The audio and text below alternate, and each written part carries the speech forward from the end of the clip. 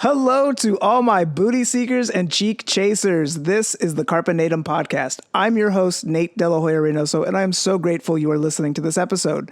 If you're new here, you should know that I believe that my purpose is to uplift, inspire, and educate others to communicate masterfully so that they can better understand themselves and the world around them. I've spent years in the personal development and transformational technology space, and I want to share with you the wisdom that was passed down to me from giants in the industry.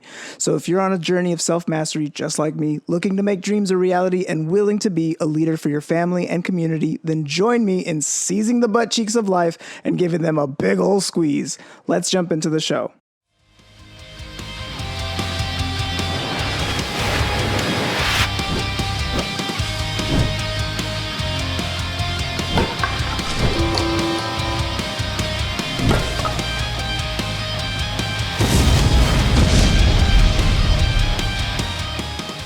Welcome back, everyone, to another episode of the Carpe Natem Podcast. I'm so excited for my guest. I know I'm always excited for all my guests, but I am incredibly grateful to have not only such an amazingly talented person, but also somebody who I can call my friend. Carpe Mizell is a producer, singer, songwriter, visual effects artist with over almost 20 years in the game, being in some level of capacity at a level of a creator. He's done tremendous things in the music industry. And if some of your favorite bands are people like Memphis Mayfire and Sleeping with Sirens, he has worked to create music with them that has topped Billboard 100 charts, that have done amazing things. So not only am I excited to have a lovely conversation with somebody that I admire and adore, but I'm also speaking to somebody who is just one of the greatest of all times, in my opinion. So Cam, welcome to the show. Hey, buddy. Thanks for the kind words, man. Thank you for being on. For those who don't know you, can you give us a little bit of your background and tell us about kind of like how you started and like what you've accomplished over the nearly 2 decades of just amazing creation that you've done? Thank you. I really appreciate all your kind words, dude. It really started through my own music and my own endeavors. The fact that all my friends were musicians in bands as well, and we started looking into producers and just trying to figure out how people even how does this even work? How do you band? And we found that we couldn't afford producers. That's what we found. So we bought a Digio One as a band, the group that I was in college, and I kind of just started learning how to make demos for ourselves, and that spread around friends and eventually to a couple labels. So from the roots of DIY, you really just took it into your own hands, because if money was the obstacle, then it wasn't about the money. It's about like, how do we do this ourselves? Totally. That's exactly what we did. Like I had recently sat in on a couple producing projects with, I'm trying so hard not to say right now. By the way, you're doing such a great job. You're doing such a great job. I got that from you. I think about it all the time, Nate. So I had recently had a project, sat in on a couple of producing projects with a buddy, and I just started thinking, I think I can learn how to do this, at least for demos. Come on, to get to the next step. So that's what I started doing. I was making demos for my band and all my friends' bands, and just through some serious time spent, serious hours and dedication, I got better and built my network. And an impressive network you have, man. Like the repertoire of people that you have collaborated with, that you've helped create with, like the bands have headlined Warped Tour, have just done stadium tours, have done all kinds of things. And, a lot, I would assume they'd have to say that, oh, this was the album that made me, and that has your name tied to it. It's just amazing that it went from something kind of like, we need this for ourselves, and then grew into something that was like the impact that you've had on generations, whether they know it or not, is hilarious. And I love your mindset, because the way you're creative, I remember we were talking about one time about like making a breakdown. And if you didn't know how to make a breakdown, you would just turn on a fan and stick your finger into it intermittently. So you kind of like And then like, okay, that's your breakdown. Did it. Yep, totally. That's 100% a thing that has made it to multiple post-hardcore albums. Do you think that given the current circumstances of where we are now and how the world is as it currently stands, as at the time of this recording, do you think it's now easier to be a musician, or do you believe that it's harder to be a musician comparative to like 15, 20 years ago? It is. That's a really good question. Let me think about that for a second. I think it all evens itself out. I think it's just different. It's just constantly evolving now more than ever.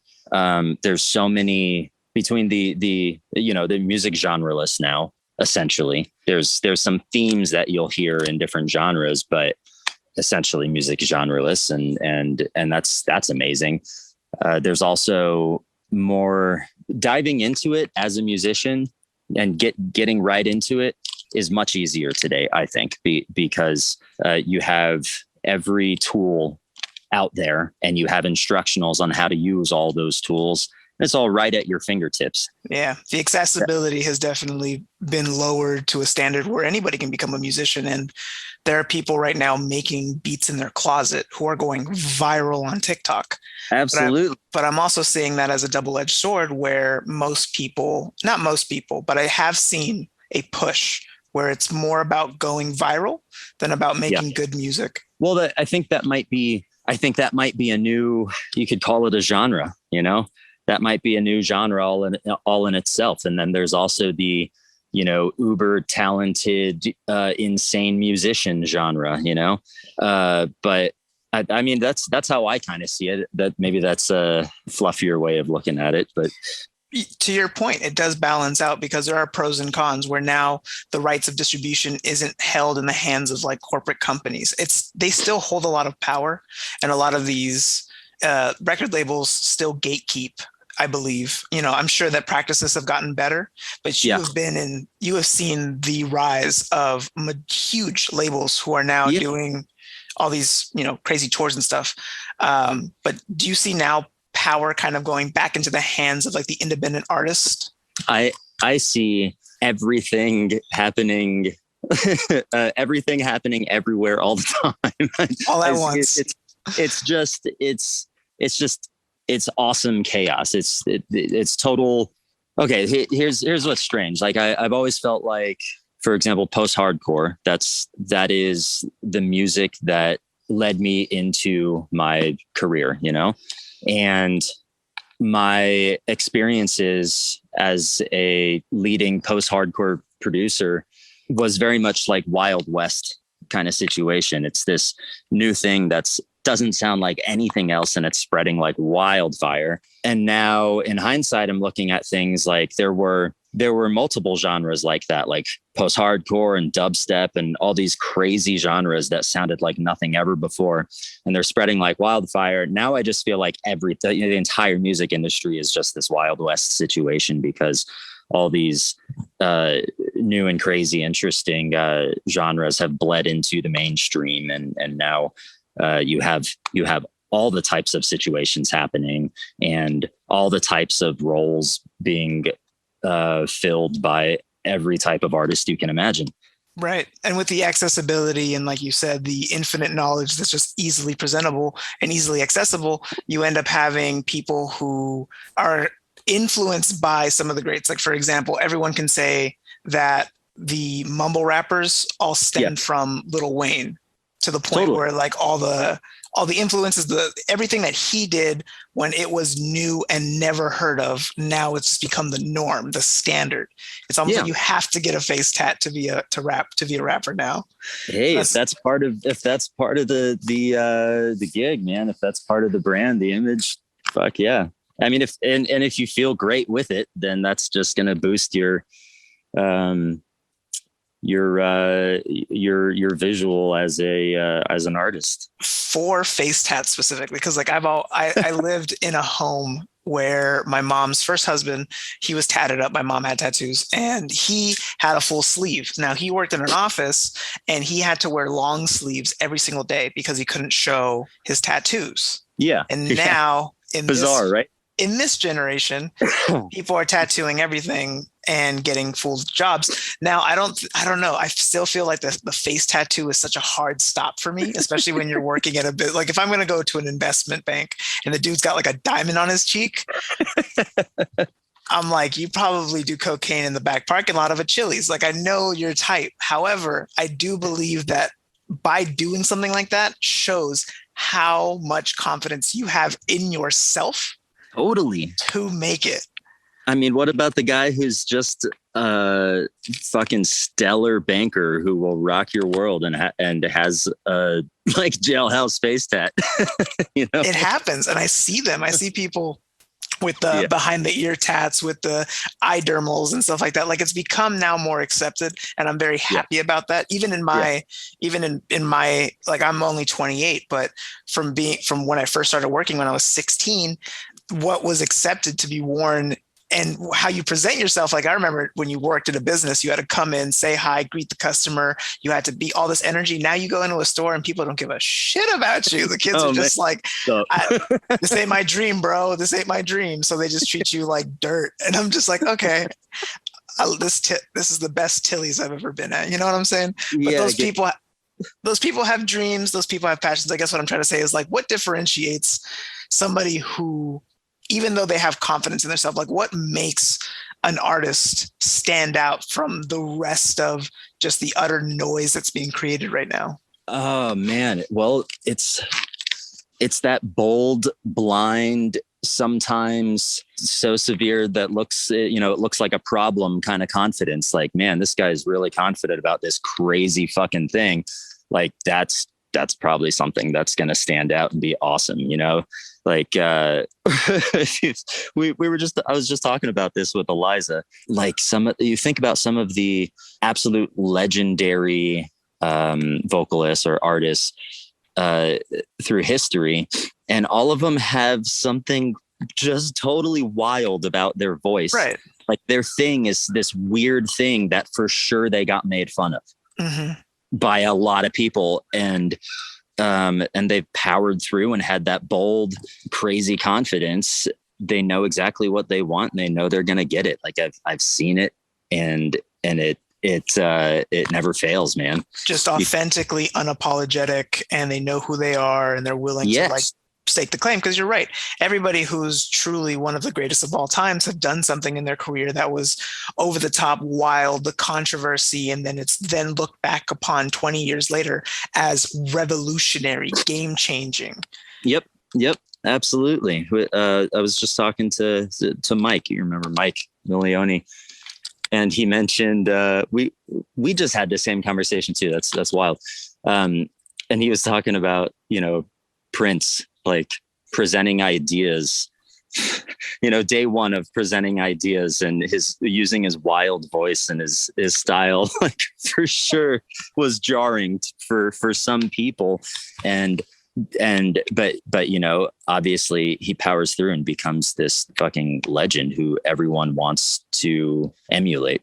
That's what happens in all these subgenres. There's just all these like legendary people in all these genres that are doing the same thing. And it doesn't seem to fail. Like you can see it in people early on and they just keep it up. And Matty Mullins is a good example. Kellen Quinn's a good example, Somebody who just has the potential and the talent was able to drive it forward. But something that I see very often is I'll find groups of talented musicians and talented artists and people, and I feel like they don't make it to that level of stardom. They may get some notoriety, they may get a little bit of touring in, but it's the 1% that actually get to do these global tours. Like what separates them apart from, was it just good timing? Is it good management? I mean, I've heard the stories of artists blowing up and then themselves blowing up because they can't handle the extreme changes in wealth, in touring and all this crazy stuff. But,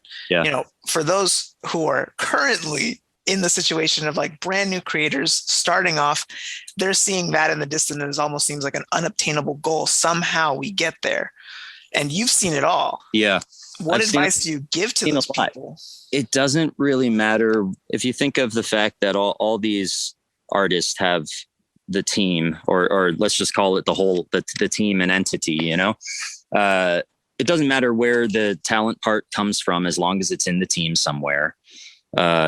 Whatever person or persons are making that really cool, creative, new, fresh, artistic thing that people want to be a part of. That can also come from, like you just mentioned, that can also come from a kick-ass manager, or like the right gal or guy with a ton of money and the right vision, where was I going with this? What was your question? Well, the question is for the people who I've seen, these people who are genuinely talented, and to get to a place where it's like where you reach that 1%. How do you break that? And there's people who are just, moments on virality, people putting in the work, playing a bunch of shows. And there's all these stories of like, okay, were the Beatles really good, or were they just the best practice?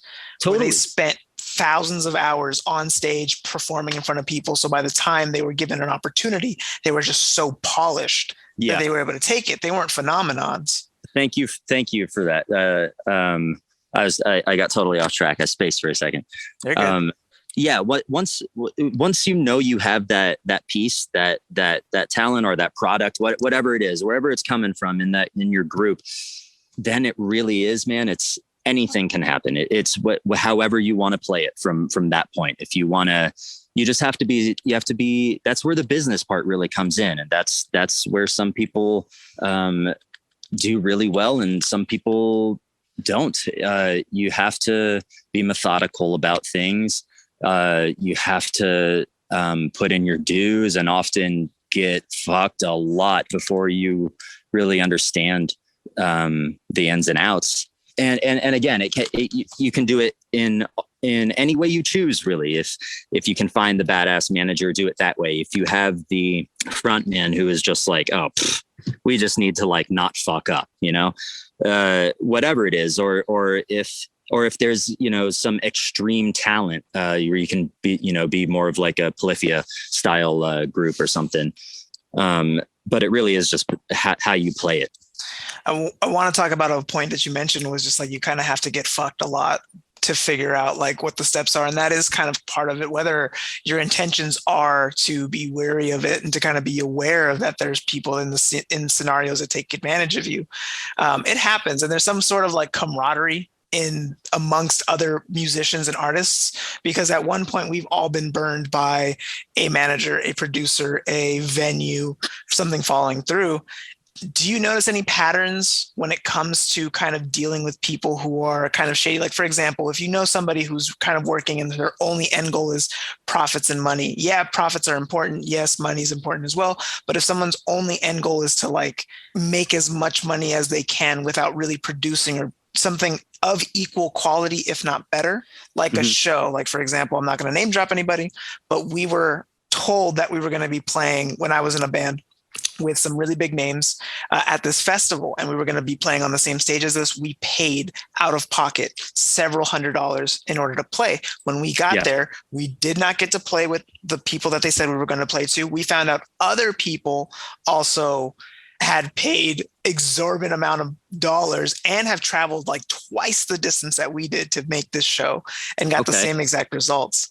So do you see any patterns in people where, like, if you're an artist and you're working with somebody particular, it could be a bandmate, it could be a manager, it could be a venue, is there any like red flags off top that you could kind of be kind of in the know about? Oh, that is a really hard question, because there are of course many things that for 1,000 reasons you're just not going to even know exist until you're in it and dealing with it. Very true. And you overcome it. But I want to say, try to trust your gut, especially when you're checking off logical things. You have a logical checklist and something isn't adding up, especially if you can corroborate with somebody you really can appreciate, respect, or has some sort of clout. But even that's a little bit tricky because you just can't really judge anybody based on anything you heard. Right. because shit is just 1,000 fucking things happen every single day in the team of, let's say, one artist. Right. And people come and go many times a year, big people, management, labels, whatever. And people change. So it's tough. It's tough doing the whole, like, well, what do you think about this person? Right. That kind of depends.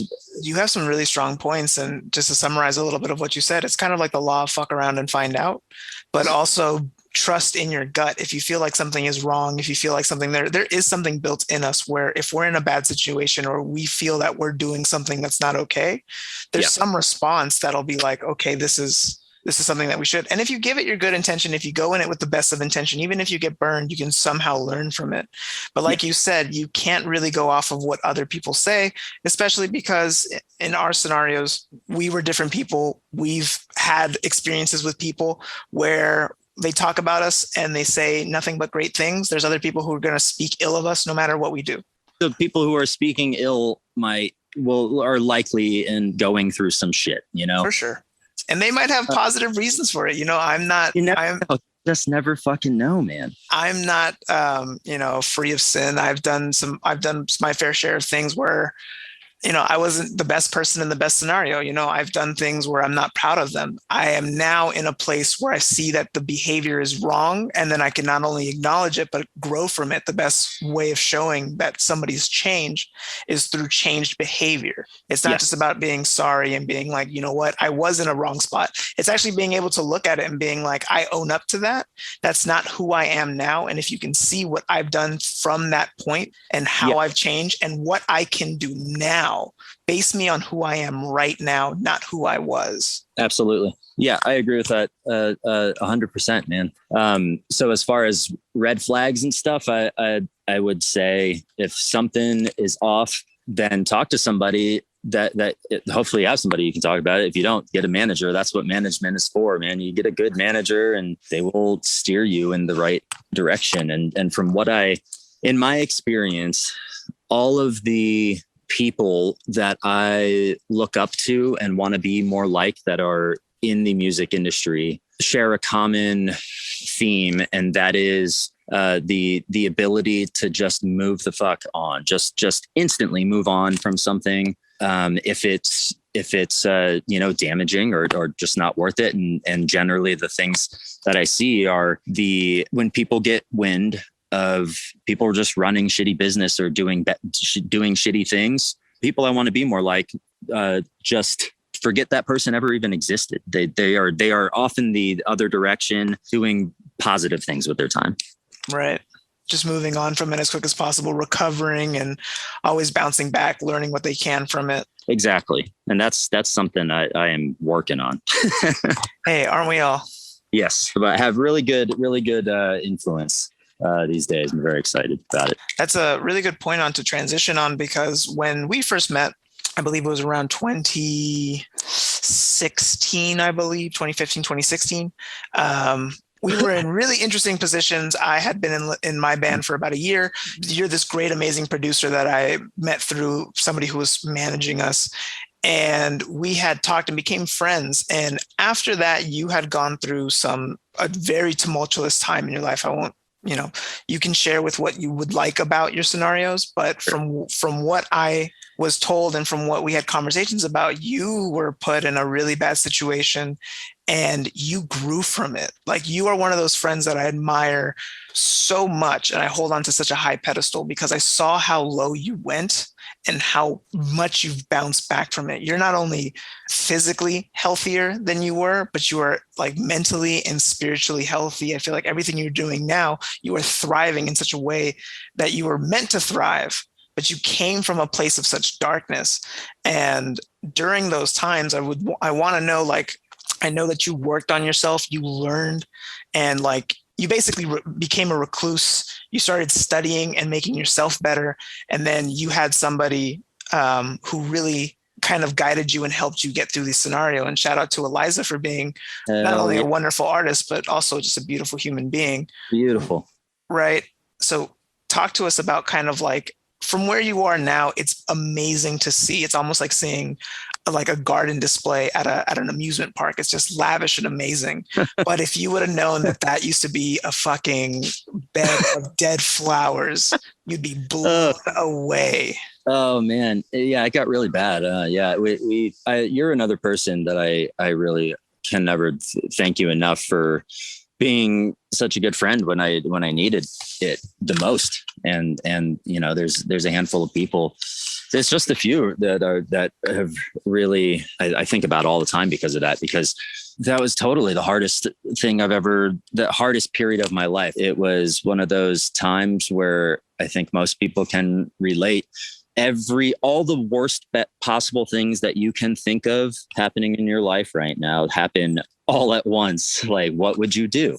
And in my case, I had no tools. I didn't know. My head spun, and very quickly I totally snapped, and I have massive memory loss from the whole from a solid year or two, because it was a traumatic experience and I just totally lost my mind. I existed in another realm for quite a while, and it was a wild experience, and I will never go back there because I've accumulated my tools. I've had enough time to reflect on the things that happened and process the way I responded, and forced me to do some real internal work all the way down to my childhood that I desperately needed to do. Mm-hmm. And that's amazing, man. Like I'm very proud of you for getting out of a space that was what most people just don't really turn back. And the fact that you just disassociated, I mean, it's such a normal response. I feel like when something bad happens, when a band breaks up, when a girlfriend leaves us, when, I don't know, everything that could possibly happen to people, there's a scenario that we all can relate to. And you went through it now from a place where you, like you said, you have tools, you grew as a person. Yeah. It's just interesting to look back at those times and be like, oh, damn, that was us, huh? Oh, fuck, man. Yeah. It's like you ever just driving in the car and you have some intrusive thought that you literally have to like out of you. You're just like, right. No. Right. Like, oh. That's the toxins coming out of the body. Yeah. I get a lot about that time period, but I look back on some of the really difficult things, and sometimes I'm like, did it have to be that intense? Did it really have to come down to this like fight for my life? This really rough time. But again, like I said, I'm never going to let myself into a situation like that again.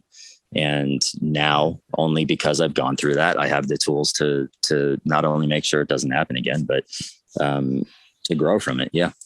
It's a smart lesson, and it's hopefully something that the audience really picks up, where even though you go through a time of terribleness where you have people attacking you, where you have everybody against you, where you have everything happening, there are ways of getting out, but it takes not only time, but also it takes dedication to oneself to becoming better, not only admitting and accepting, but then also like putting in the work to become better. Because if you just lay in your bed and stay sad, oh, bro, it's just going to get worse. Like, it's just going to get worse. Lay in your bed and get sad. You're just going to go deeper and deeper and deeper. Yeah. Oftentimes I feel like it's kind of interesting, because now that I call it, I'm domesticated now that I've been in a really great relationship for 3 years. Yeah. I've been clean off of, my favorite drug, which is cocaine, for 3 years. Actually, it was a trip I had taken. So like, this is something that I can share with the audience, but I had this moment in 2018, I believe it was 2018, where I just felt like, it was 2018 or 2019, where I just felt like I was going to kill myself. Like I felt so low, and that everything was just so terrible that nothing was going to get better ever. I was going through my low period. And I had taken a really heavy dose of mushrooms, and I tried to climb a mountain. And then when I came down from the mountain, I had called you and Eliza, and I broke down to you both.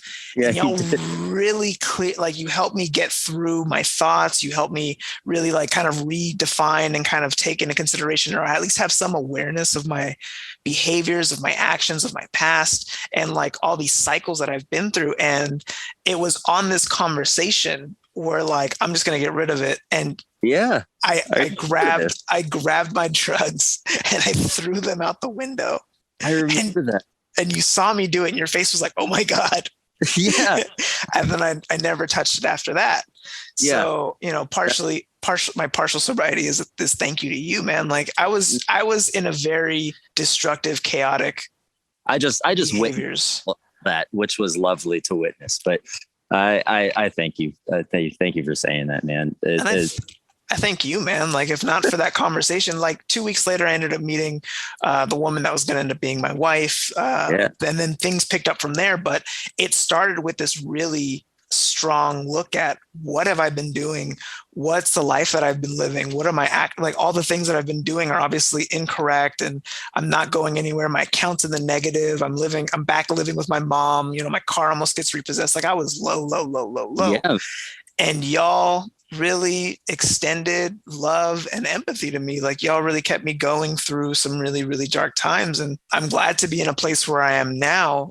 And it's almost like I'm extra grateful now speaking to you about it because it's opened up that memory and it feels visceral. Like I'm almost to the point of crying because I was in such a place. It's the best when you reach a point where you can look at something in hindsight and when it happened. It's just like this moment right now is that happening. It's like, yes, that's the payoff, dude. That's what we're like. I talk to people and say it's like building a sandcastle by using pinches of sand. And it takes so long. And then, now 3 years later, it's a sandcastle or at least partial, like a big sandcastle. To somebody's just starting. They're like, oh my God, look at all that you have. And I'm like, do you know how long this took to build? By the way, this made me think of it, but when we were having that conversation, the point when I registered what had happened, what I saw, and that you had thrown drugs way out the window, non-recoverable. I felt it in my gut, like the way somebody who used to really struggle with cocaine does. I was like, oh God, that was actual drugs. That's gone. And then I that was the point at which I was like, okay, this is a very serious conversation that has been happening. It's not just your average shroom trip. This was a real deal thing. And I know I punted to Eliza on that conversation for a while too. And I learned a bunch just eavesdropping on the rest of that conversation. But such wisdom in such a young soul. I know, man. That girl just... This was 3 years ago. This was when she was 21. Right. Just two amazing people. And I'm very grateful for you and Eliza. I'd love to not only say thank you for being a guest, but also just thank you for just being such a good friend and during times of some of the worst scenarios that I've been in. You've been there and just you have so much love in your heart and not enough people. Everybody gets to see your amazing talents, but no one gets to actually get to see the love that you have behind for your friends, for the people that care about you and just how amazing you are. I mean, you already knew how amazing you are, but let me give you a reminder.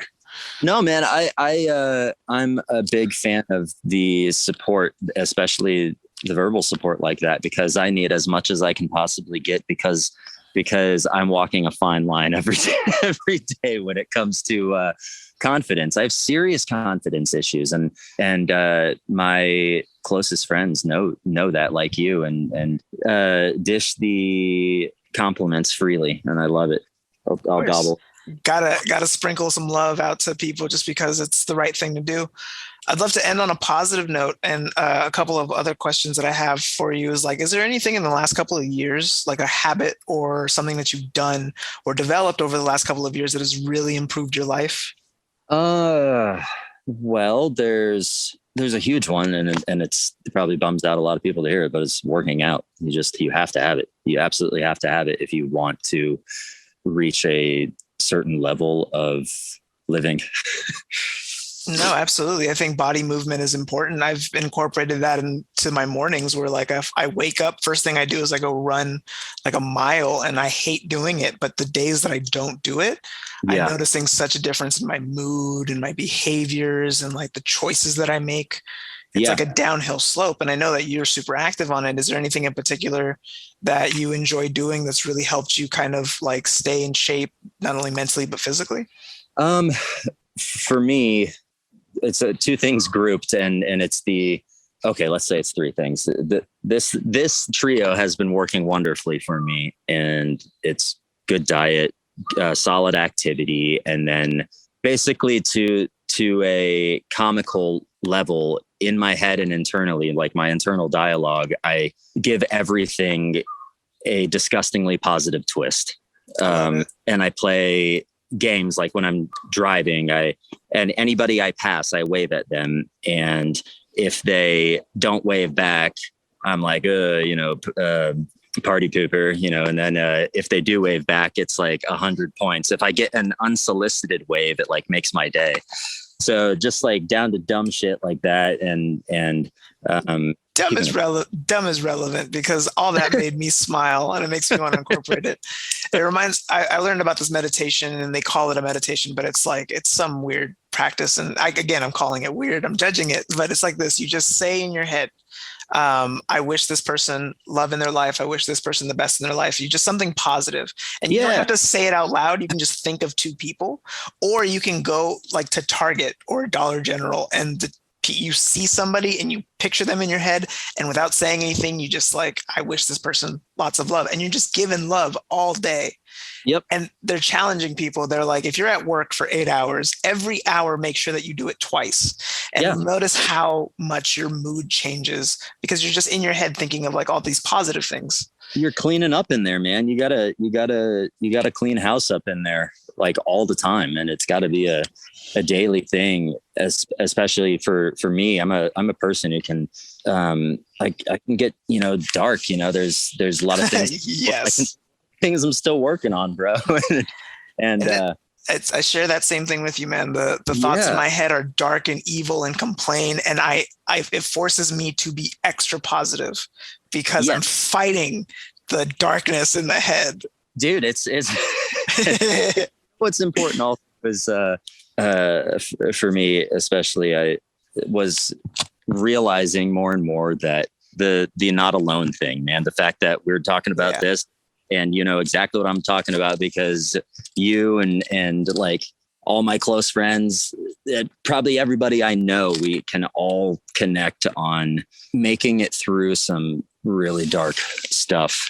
And these days I point really to surround myself with those people that I look up to and have that like over the top positive attitude. And I love how you're surrounding yourself with people who choose to see the darkness and then combat it with something positive compared to those who see the darkness and they're like, I'm just going to make it worse for everybody. Like if I'm in suffering, I have to make others suffer. And this is the absolute opposite. Like if I'm suffering, let me make it so that no one else has to suffer. Let me do my best so I can make someone else's day better. And through that, we get the benefit of just like, oh, we made somebody else's day better. It's great. It's really wonderful. And if you think this conversation sounds super cheesy or whatever, it's because you need it the most. Exactly. 100%. The ones who are the most resistant need it the most. Totally. And hopefully it resonates. Do you have the last two questions, do you have any tips for writing or for being creative? Because your mind is so unique and interesting, but do you have anything that when you sit down and actually create something, how you kind of like formulate your writing process, your creative process, your design process? I'm painfully OCD about so many things. So I like or let's say the ways that I have a successful writing experience is when there's really solid planning. So I like to know what my kind of target vibe is going to be, whether it's genre or is it going to be a storytelling song, or is it going to be a really artsy out there song? Is it going to be a cookie cutter? So I like really, dissect things, and that can be a problem too. I also have to make time for just like letting some wild shit out and not thinking about it. But yeah, if I'm trying to structure something, formulate something, then I want to jam a bunch of songs that are in the target vibe of what I'm doing, get my brain in the right realm and have a clear goal. And then I also really need to have an extra person with me to bounce ideas off of, because I'll get stuck up inside my echo chamber and get real frustrated if I don't have a buffer. I love it. Great tips. And lastly, this last question I want to ask is, do you think that there's a message out there that more people need to listen? Is there something that you'd like to say to the general audience if in regards to like following your dreams, doing anything that revolves around their passion or what they truly get inspired by? Is there just a message you'd like to share with everyone? Yes. Try everything. The wilder, the better. Find the confidence from somewhere. Be prepared for things to get tough in all sorts of ways you couldn't possibly imagine, and absolutely never give up, because you'll get through all those things and feel wonderful at the end. Hell yeah, Cameron. That's an awesome place to end it. Thank you so much for being a guest, and thank you for sharing your wisdom, your knowledge, and all kinds of things, man. I learned so much from the people that I talk with, and I admire you so much. The words that you say not only resonate with me, but I take them to heart, and I appreciate you for being a guest, man. Hey, likewise. You're such a great friend, and I love what you're doing. You're doing it right. And maybe we could do it again. Absolutely. Tell the people where they can find you. It's pretty much Cameron Pierce Mizell at everywhere. Or if you look up Chango Studios, Cameron Pierce Mizell, you should be able to find me. Easy man to find. You can find his accolades all over the internet. And then the Chango Studio group on Facebook is, I believe, a forum with like thousands of people, and it's constantly having people chatting and talking. And it's great. It's wild in there, but it's such a good resource, and it's a great place for memes too. But you really should join it, especially if you're an aspiring producer, singer-songwriter, musician, artist, even on the visual side. You can meet a lot of awesome people in there and form a network overnight. I love it. Thank you, Cameron, for again being a guest and just being my friend. I love you to death, and love you too, buddy. I can't wait till we talk again on the pod. Yeah, let's do it. Thank you so much for listening to another episode of the Carpe Natem Podcast. If you love this episode, please consider leaving a positive rating and review on Apple Music or iTunes. It takes 30 seconds for you, but for us, it helps spread positivity to more people during these chaotic times. It helps build a community, and it makes me smile from ear to ear. Speaking of community, we have a Facebook group at facebook.com/groups/Carpe Natem. Just answer the 3 questions to get access to some extra motivation and inspiration for your timeline. If you would like to support this podcast, screenshot this episode and share this to your story. Tag me at Carpe Natem 114. That's going to be my handle across all platforms, including TikTok, if you'd like to give me a follow. If you haven't already, please rate us and subscribe on Spotify or anywhere you enjoy your podcasts. And lastly, you can find all episodes, linked to resources, and opportunities for coaching and mentoring from me at carpenatem114.com. I cannot thank you enough for spending part of your day with me. You are all rock stars taking the necessary steps to be your best self, willing to do whatever it takes, and ready to grab life by the butt cheeks. So until next time, this is Nate Hoya-Reynoso signing off.